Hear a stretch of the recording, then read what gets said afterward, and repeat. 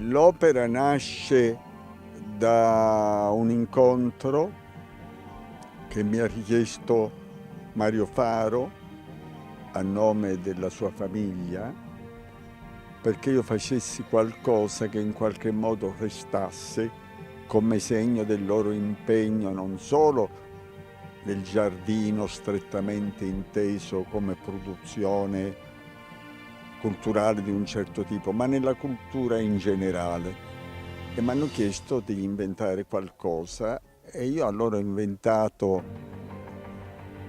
la figura di Empedocle, il sogno di Empedocle, che è il sogno di una Sicilia, di un'Italia, di un'Europa e di un mondo che spera di non rompere il rapporto stretto che la cultura deve avere con la natura.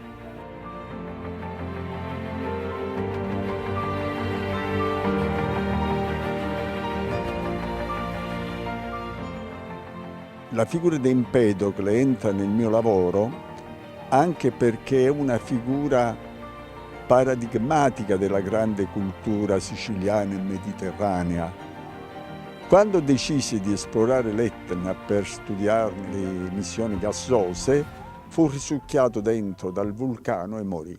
3 giorni dopo uno dei suoi sandali fu eruttato dal vulcano. Io ho immaginato, qui siamo proprio a 2 passi dall'Etna, che assieme al sandalo il vulcano abbia eruttato anche 3 semi di limone di lava ingigantiti miliardi di volte, li vedete qui, e che sono rotolati dalla montagna fino a questo piatto, questo tavolo.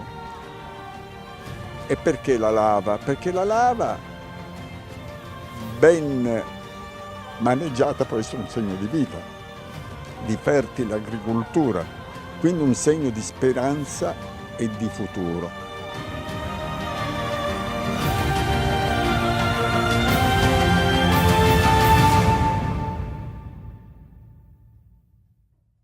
Il seme che Radice Pura Garden Festival, in questo caso la Fondazione Radice Pura, vuole mettere è proprio questo, un seme di speranza, un seme che deve essere cultura per il nostro territorio, quindi è un'opera che con grande sacrificio e grande sforzo doniamo in qualche modo al territorio per dare un segnale positivo. La cultura prima di tutto, quindi la Sicilia terra di cultura, la Sicilia millenaria storia legata alla cultura, i nomi appunto che sono impressi su quest'opera ne sono la chiara testimonianza.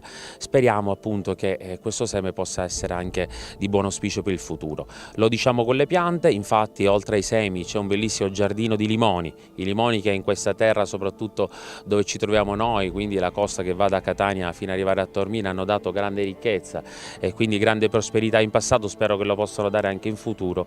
Di conseguenza devo dire che ci sono tutti i connotati per ben sperare, ma soprattutto per dare un esempio, è quello che oggi manca, una guida che prima di tutto deve avere, a nostro avviso, non voglio essere ripetitivo, una rinascita culturale del territorio.